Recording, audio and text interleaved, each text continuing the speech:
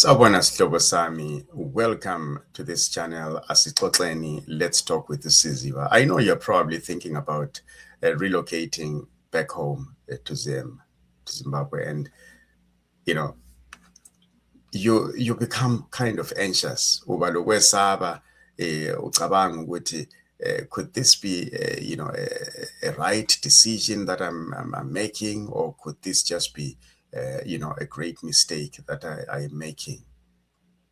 You're not alone, and your anxiety kumbe ngithi ukwesaba kwakho is for the right reasons.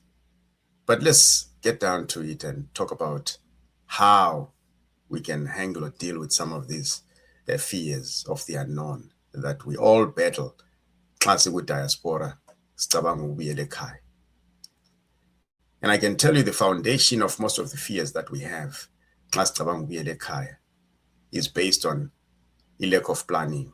Eyokuthi nxa ubuyela ekhaya isizathu sakho sokubuyela ekhaya kuyini njalo uzafika wenzeni ususekhaya. So I know ukuthi ayikuyaminthe mina, don't do this when you are relocating to Zimbabwe. Bengisitshoni, do not go back to Zimbabwe if you have not made a plan eyokuthi uzafika wenzeni eZimbabwe. This is so crucial. This is so important. Banengi abantu abavuka ekuseni umuntu athi mina sendini ukuba seGoli, mina sendini ukuba se-UK, mina sendini ukuba seBotswana. Umuntu avuka athwala impahla zakhe aqonde eZimbabwe. Khona lapho umuntu usele 10 years kumbe 15 years wasuka eZimbabwe. Lempilo yakhona akasayazi ukuthi njani. Kodwa uvuke nje udobha impahla zakho uye khona. Ukuthi uzabona phambili ukuthi uzafika uphile njani. Hayi-ke akusikho kuhlakanipha lokho. So my first advice to you is, if you're going to relocate to Zimbabwe, if you're thinking about relocating to Zimbabwe, the first and foremost important thing that you want to do is to make sure that you establish yourself a very good plan of what you're going to do there. Depending on who you are, depending on your skills, depending on your knowledge, depending on your experience, when angozaziyo uzafika wenza business, are you going to get there and establish a business, or are you going to get there and look for a job, meaning be employed by somebody else? Let me take one of these points up a little bit. If you are going to be looking for a job, one thing engizakutshela yona ukuthi be prepared for a struggle, because elizweni leliyana imsebenzi kayikho. That's a country with a statistic of over 90% unemployment rate. So angikwazi ukuthi nxa usuka emazweni usithi uzakuya kuleliyana ilizwe uyadinga umsebenzi ukuthi uzafika udinga uphi umsebenzi. Ngingazi njalo nxa ungudokotela kumbe ungumlawyer kumbe uyini ukuthi kumbe leyo msebenzi izabiza bangcono ukuthi uyithole kwamanye ama-companies. But I can assure you that it will be a very difficult integration for you ukuthi uzafika eZimbabwe udinga umsebenzi. So that gives us one other option, which becomes the most logical option, and that is the option for self-employment. Most of abantu abasekhaya, they are self-employed, and it can be formal self-employment or it can be informal self-employment, but in some capacity uzabe uzisebenza usenza imali. So wena nxa usubuyela ekhaya kuyini othi uzafika ukwenze? Kuqakathekile ukuthi ube le plan yona leyo, njalo lo mbuzo nalo uphendule kuhle and in all fairness to yourself and what you are able to do using your skills or your knowledge. Then ngibe sengisiza ke lapha ekuthini nxa uzabuyela eZimbabwe, if you're going to go back to Zimbabwe, one of the other big mistakes that people don't seem to probably take very seriously is the mistake of going to Zimbabwe. Uthi nxa ufika khona ungaziniki ithuba lokuthi ufunde umumo, learn the environment. It's very important to learn the environment, and more especially if you have been outside the country for a very long time. I learned this the hard way in many cases. And you'll find that this matters a lot when it comes to the culture of surviving ekhaya.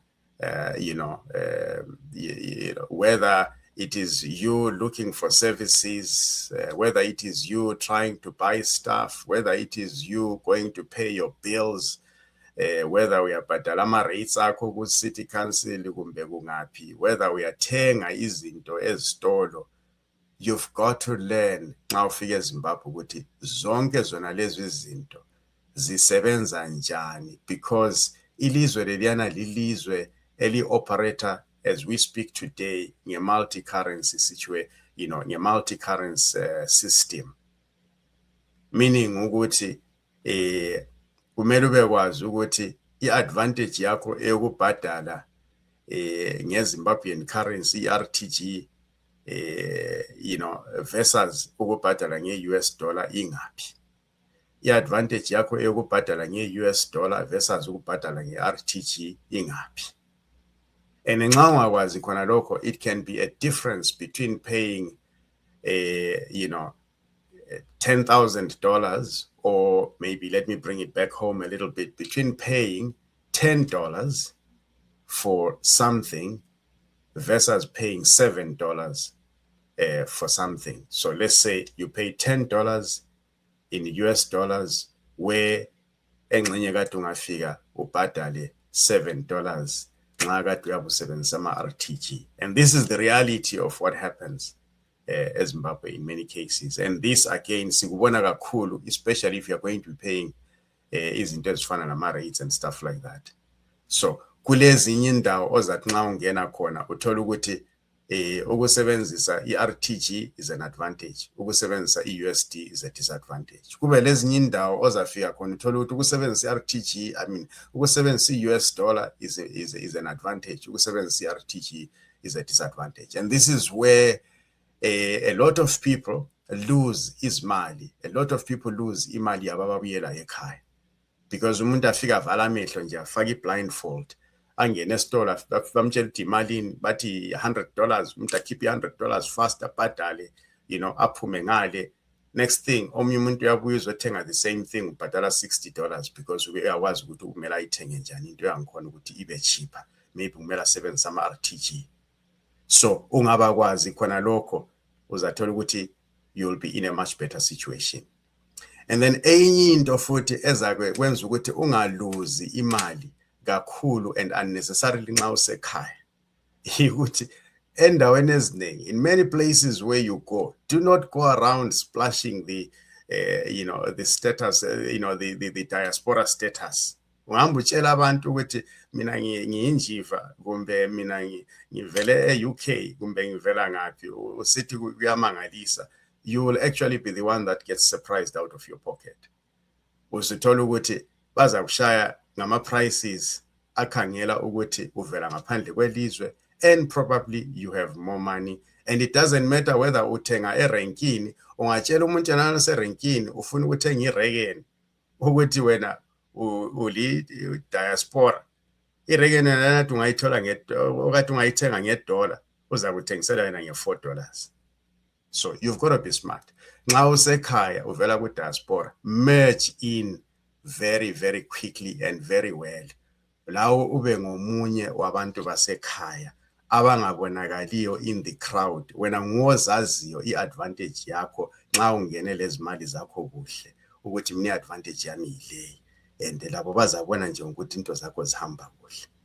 So these are some of the takeaways that I can give, or some of the hints engingazipha for somebody that is thinking about ukubuyela ekhaya. to alleviate or to get rid of some of these fears of the unknown. Ezigcina senza abantu begcine besenzani besakha imizi, like I talked about in an earlier video.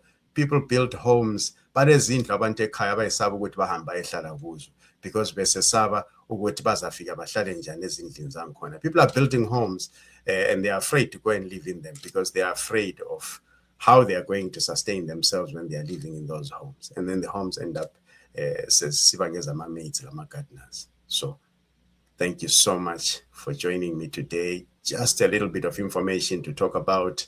My name is Thabo Siziba. Welcome to the channel Asixoxeni. Let's talk with you, Siziba. Please subscribe if you like what we talk about on this channel. Share the channel with others and hit those likes. Thank you so much. Till we meet again.